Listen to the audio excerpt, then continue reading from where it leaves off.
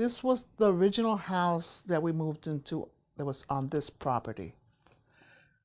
We were leaving Florida. We were going to go to New Jersey, actually, because I didn't want to stay here any longer. We couldn't get ahead, it seemed like, but we were packed and everything, ready to leave. All of a sudden, one day, my husband's driving around town, and he comes back home all excited that we can't leave. We have to go see this house, because this is the house that we should buy, and we should stay here in Florida. And that's what we did.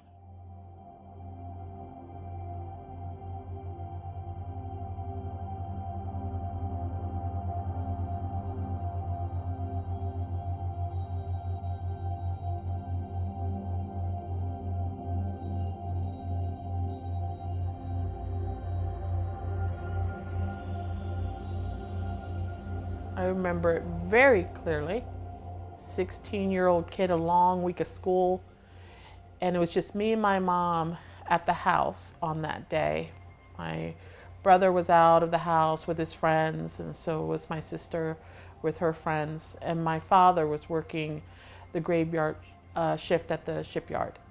I was very tired. I worked night shift, and I would get so exhausted. And my daughter, my middle daughter, she came in and she insisted I leave with her to the store. She had to buy something. I can't remember right now what it was that she insisted she needed. And I convinced her to go with me to the local supermarket to get a couple goodies so we could have a day of movie watching. I remember it clearly because she didn't initially want to go. But no matter how much I fought her, I couldn't stop her from insisting that I go with her to the store. She didn't want to go by herself. So I decided to go because I would feel guilty if I didn't. So I went. I went with her, and I made her promise that she would get me back to the house quick because I was really exhausted. And when we got back to the house, we parked on the side, not directly in front, but on the side of the house. And as we're parking, I'm getting out the house, and I noticed there were flames coming out the back where the bathroom is. My mom opened the door, and I remember her, making a statement about the house being on fire. And it didn't register initially. I was trying to figure out what she was talking about as I watched her open the side door, and she was pushed back by smoke. I'm very upset because I don't know exactly what's happening. I know there's fire coming out the top of the house. I don't know if one of my kids had come back from their friend's house or wherever they were at the time. So I don't know if there's anybody in the house after I had left to the store. I don't know anything, what's going on. I tried to open the door next to the kitchen, and it threw me back. The smoke, or the pressure of the smoke, or the fumes, and the doorknob was hot. And that's when it hit me. Oh my gosh, the house, it's on fire. So I got out of the car. The lights were still on, and so they kind of guided our way. Ran to the back of the house, grabbed the hose, turned the faucet on, and attempted to put some water on the back of the house where the flames were pushing through the roof of the house at that point. There was really no use at that time because it was just, such a large ball of fire. My neighbors called my husband, who was working at the time. They also called the fire department. Later on, my youngest daughter comes in. I was coming home from a friend's house being dropped off, and I remember my friend driving her car. We're pulling up closer to the house, and I remember seeing all the fire trucks, and I think there were like 2 or so, and just a lot of commotion going on around the house, and I got so scared. I remember she was trying to slow down a little bit as we were approaching the house, and I kind of opened the door and jumped out like an emotion of running. Surprisingly, I didn't fall, but I was so scared. All I can think of initially was my mom. I thought something happened to my mom. But as I ran up closer to the house, I saw the fire trucks, I saw the smoke, I saw the broken windows in the house. And I also That's when I saw my mom and my sister in the yard, and we kind of all just stood there and watched the house on fire and smoke. And then my son, I guess, appeared later. I can't remember too many things in detail exactly. All I can remember is being very anxious about everything that was in the house, and the firemen on top of the house where the flames were, putting water in, and all kinds of things were going on. It was horrific.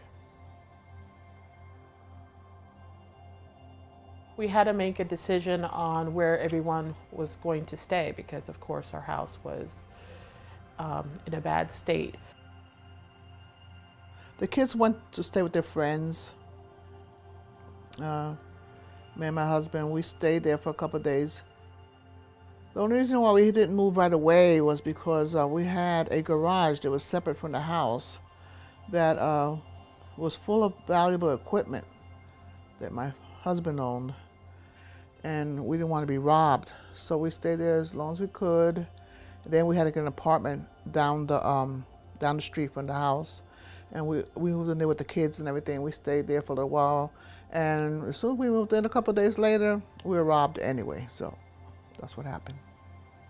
So the original house was an old wooden home, wood frame home, and it had a small room, like it was almost like a walkway through to a single garage. That garage had a cement floor, and when the house caught fire, the fire happened in the bathroom, which was located in the back of the main house. And obviously a lot of fire damage there, and then along with the water damage and smoke damage to that house, the only surviving structure that actually remained is the garage, and is actually still standing today on my parents' property. So the house you see today is the house that my husband found for sale on Highway 41. It had to be removed from the property because the people were just renting the property and they were getting rid of these houses, these new houses that I just made there for show. So we bought one of them that was for sale. We had to remove it from there, bring it over to our property.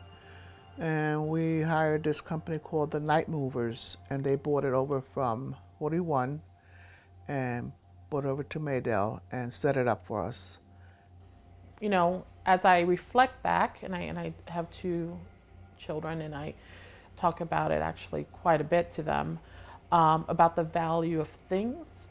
And it's just in those moments when you're in a traumatic situation like that, when you're losing your home and feel so helpless, it puts so many things in perspective, and you really becomes very clear, the things that matter, and materialistic things are not that. Again, bittersweet. You have those fond memories, but the main thing was that everyone was safe. That's what it was important. In the end, we lost the home, but we still stayed with the property, and we moved forward from there. All we lost was a home. We could always get another one. But I could have died there had not gone with my daughter to the store. We could have stayed at the store longer, and my kids could have come home earlier, and they would have been in there when something happened, and they could have perished. So no matter what we went through, all the things we had to go through, which was really rough for all of us, it was all worth it in the end. It could have been a lot worse.